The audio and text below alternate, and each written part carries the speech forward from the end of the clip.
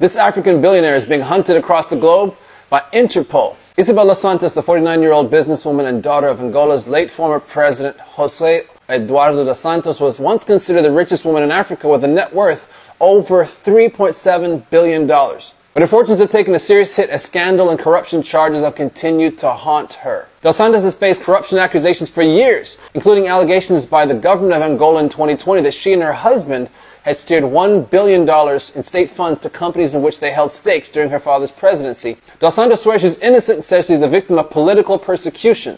But she's had a pretty brutal last couple of years. After the Angolan government accused her of fraud and embezzlement, her bank accounts were frozen.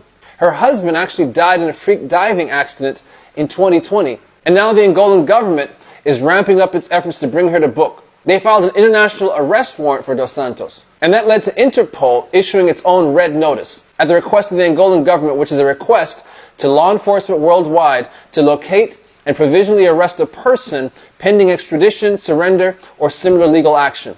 So her alleged crimes include embezzlement, fraud, influence peddling, and money laundering. Now this is a stunning fall from grace for a woman who at one point was worth over $3.7 billion and was widely celebrated as a symbol of hope for women around the world, and especially in Africa.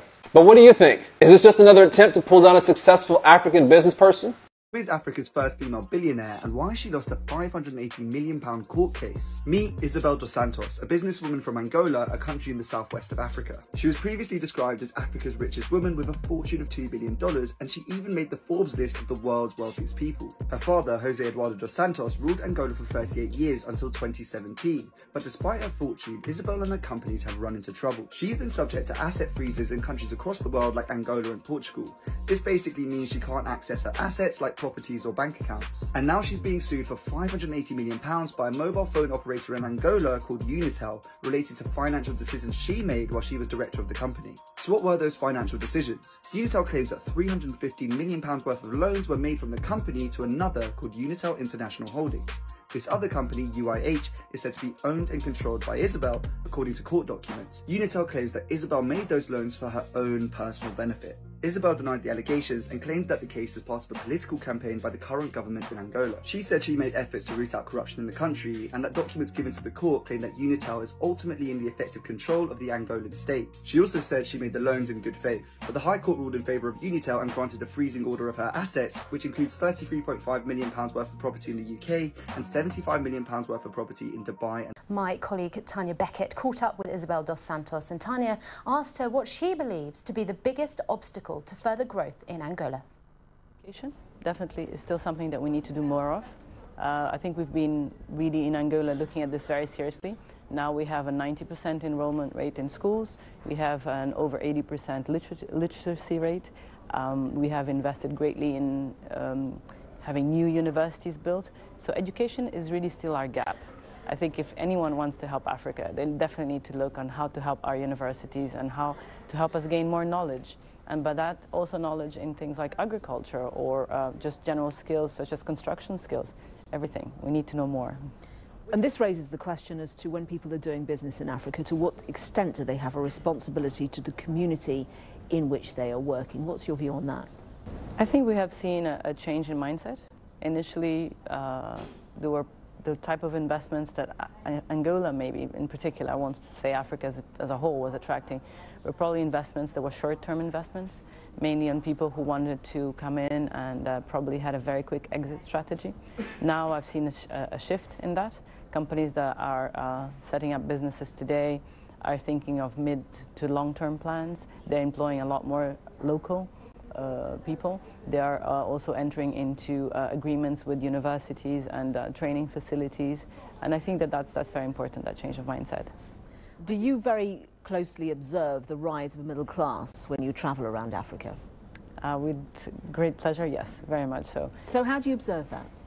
Well, when you go to an African city today, the number of cars are striking. So it's true that we are experiencing some big traffic jams and having to address those issues, but in a way that's just the effect of people having more money and being able to buy their own car, their own house, being able to start up their business, having their children sent to private schools. We also have seen that there's the number of homeowners in Africa is growing.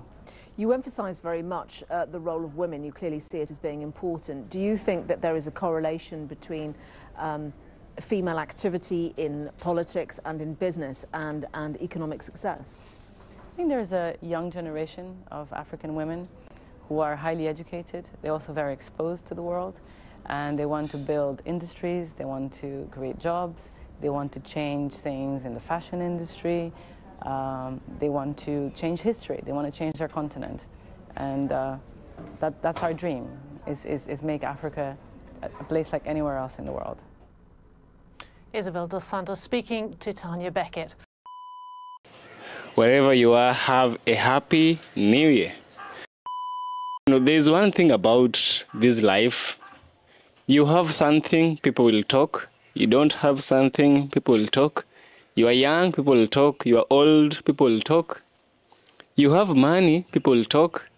You are poor, people will talk. It's just a human condition, you know. Sometimes people will share their opinions, and opinions are sometimes very heavy to handle to some. Some choose the path of self-unaliving, you know, just because of other people's opinion, or because of public shame, or because of what they think people have in their mind about them. But people don't need to worry about that. You'll be surprised by the amount of versions. You'll be surprised by the number of versions people have in their mind about you. For this reason, it is likened to the first, or rather, the richest woman in the world. Her name is Dos Santos. Her father was the former president, the late former president of Angola. This woman is the richest woman in Africa, or rather was. You know, it's not so many people who can achieve that level of wealth to be called a rich person, the top richest in an entire continent. You know, Dangote has held it for a very long time. And do you know how many billionaires we have in Africa? For you to be called the richest person in Africa, you are filthy rich. Now, back to what I was telling you. People are really scrutinizing how this woman became rich. People are really scrutinizing. People are coming up with opinions. You are rich because your father is the one who made you rich. Your father was the president. Obviously, you squandered the resources that was allocated to help the people. You know, this rich woman did not stay to be the richest woman for so long. Or rather, even if she was maintaining the same position, she dropped a bit, but by her own self and by her own standards. Now, Isabel dos Santos has faced a lot of scrutiny following people questioning, and the anti-corruption department of Angola was scrutinizing the way he found her wealth. And I think she was in a bit of trouble by this, you know. Isabel dos Santos was able to explain herself in a particular interview that was held by the British Broadcasting Corporation, BBC. And in this short interview, she is able to clarify and make mind settle, because everyone is questioning all this. You know, she doesn't have to have stolen. She might have just done her own work. But this is Africa, remember? People are self-serving. People are not serving the people who elected them into power. Here is an interview that was done by BBC on Isabel dos Santos, and here is what she's got to say. Let's listen. Are you still the richest woman in Africa? I've never really viewed myself as that. I've always viewed myself as an entrepreneur. But you are still regarded Africa's richest woman. Very difficult to run away from that. That has been said about me. But I'm also my country's largest private employer. I've created over 200,000 jobs. I've been one of my country's largest taxpayers and contributed the most to build Angola's economy. How much access do you have to money right now? Oh, How much you'd money? be surprised, because it is something that I will not answer the question, not because I do not wish to answer, but truly because it's not something that I find relevant. It's not really a piece of information that I go and I look into. 2016, your father appoints you to be in charge of the Angolan state oil company, Sonangol. Of all the people in Angola who could have been qualified for this particular job, why did your father choose you? If you look at the oil prices, there's a historic drop, very, very significant drop in 2014 and 15 that created a ripple effect into the Angolan oil sector, making it very, very difficult for Angola to raise money from oil as it used to before. I was invited by the Ministry of Finance, the Minister of Finance, to provide some advice, some strategic advice Why you? on Did you have some sort of understanding of the oil industry? Were you an oil expert? Were you an expert in oil and gas? So I have a particular knowledge of turning around companies, of taking companies that are not doing well, that have a difficult time and need to be more efficient, and to drive them to efficiency. And this is what they were looking for. There's only one way to ask you this question. Have you ever used government funds for personal enrichment? No, I have not. My companies haven't been funded by the Angolan government. I've never received subsidies by the Angolan government. I've never received a state loan. I've never received a state grant. I haven't never received state funding to build my businesses. Why is the government saying that you did? And please don't say it's a political witch hunt. Of course it is. I think President Lorenzo didn't stay true to the political party's views, and he started blaming the past, saying that everything that happened before him was bad and everything that's going to happen with him would be good. But he himself is from the MPLA. He was the vice president of the party. He was Minister of Defense. His wife was Minister of Economy. And if anything, I think he had a lot more to do with the Angolan economy and the Angolan decision-making and the political decision-making than most Angolans. The freezing order came as an ex parte. Ex parte means just all of a sudden, without you knowing, secretly, your assets are frozen. We've been waiting 5 years to start this court case. And please bear in mind that this is a civil freezing order, so it's not even a criminal freezing order. Why would the government of Angola, Portugal, and the UK say that your business associates are mired in corruption and then all freeze your assets? Are you saying they were colluding, that Downing Street was colluding with Luanda? Portugal and Angola have a treaty that's called the CPLP, so it's a treaty of Portuguese-speaking countries. And any decision that Angola makes, any judgment or any decision, gets implemented by Portugal without it looking whether the decision has merits or not. So because there is a treaty, if Angola orders, Portugal automatically then executes a freezing order. As to the UK, I think that definitely the decision was wrong. It wasn't completely unjustified as well.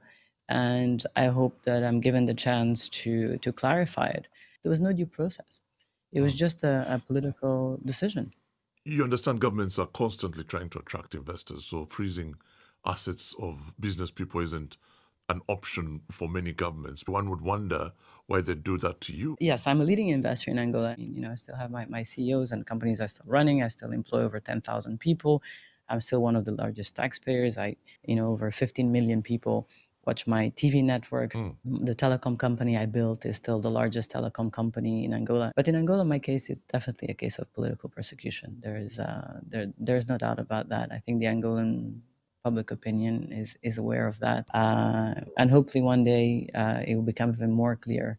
I wonder if you'd understand that our listeners will see you as one of the richest women in Africa, and your country one of the poorest. And they'll remember that your name is Isabel dos Santos and say, aha, President's daughter. Yes.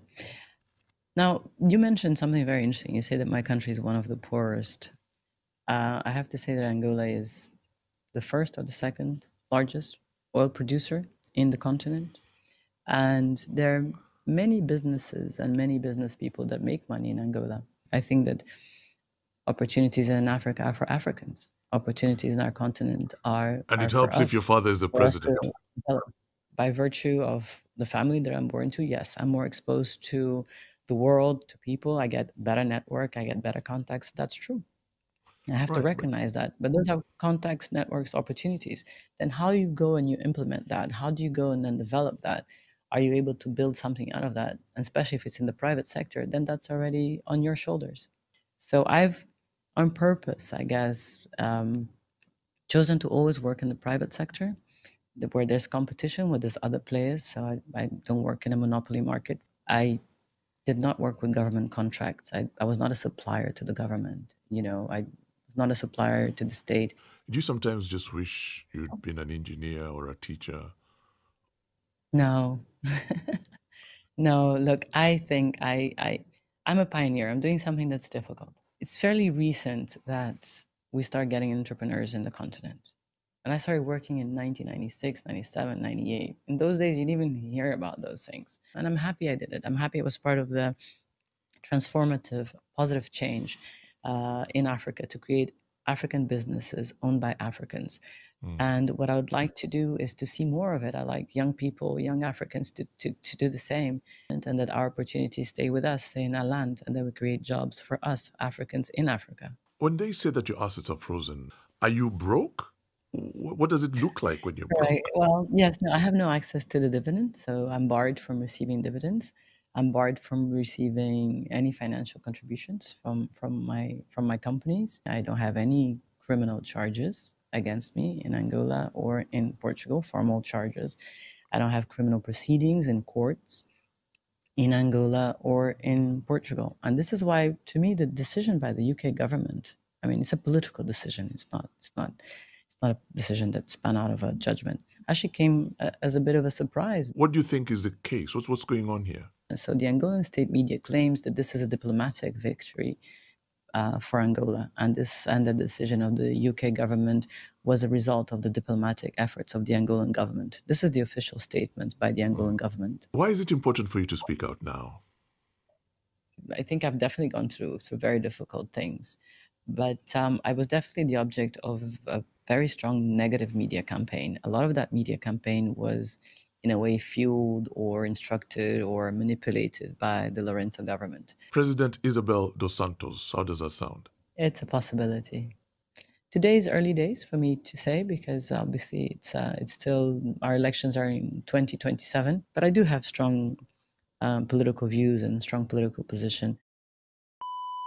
So guys, tell me what you think. Do you think Isabel dos Santos is a criminal? Do you think she squandered public funds to make herself the richest woman in Africa?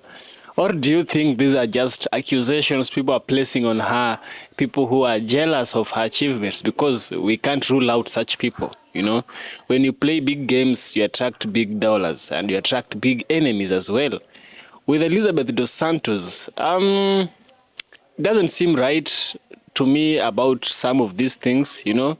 An African president marrying a white woman, because Dos Santos is clearly not fully African. Her mom must have been somewhere or someone from Portugal, because she says that Portugal froze her assets because the Angolan government had some agreement. And if you didn't know, Portugal was the one which colonized Angola.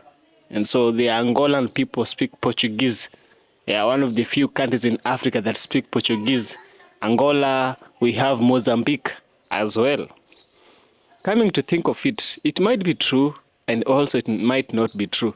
But holding the history that Africans have with their leaders, how leaders are always squandering our resources, I think Dos Santos needs to give a reason for her proof of ownership, how she acquired the money, because there's a lot of red flags. There's a lot of things that would trigger off a thought that she stole money from the public. First of all, she's who?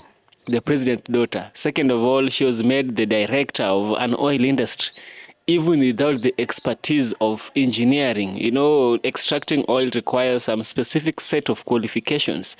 She didn't meet that qualification, but she had good relationship. She was in a position she would just, you know, press buttons and get things done. It might be true, it might not be true, but Dos Santos has a lot of allegations. This is just her perspective. We've not heard about the perspective of the Angolan people, and that probably we will do it in another video. But Africans really care about themselves. The richest person in one of Africa's poorest country It's a hard thing, by the way. It's a hard thing to tackle. These people, instead of acquiring all these assets, they should use some of these to build homes, build roads, build hospitals, do this and that. That way, even if people are against you, you will have some people on your side because you've done some things for them. Yes, this is how the game works. Yeah, those who are clever know how to do this. Even Pablo Escobar built school, built church, built hospitals, built refreshment centers, built houses. That's Pablo Escobar. How much do you think this woman can do? She can do a lot to silence a lot. Yep. This is EFK Original Documentaries. If you like what I do, you know what to do. Subscribe to the channel, give us a subscription, yeah, and see you in the next one.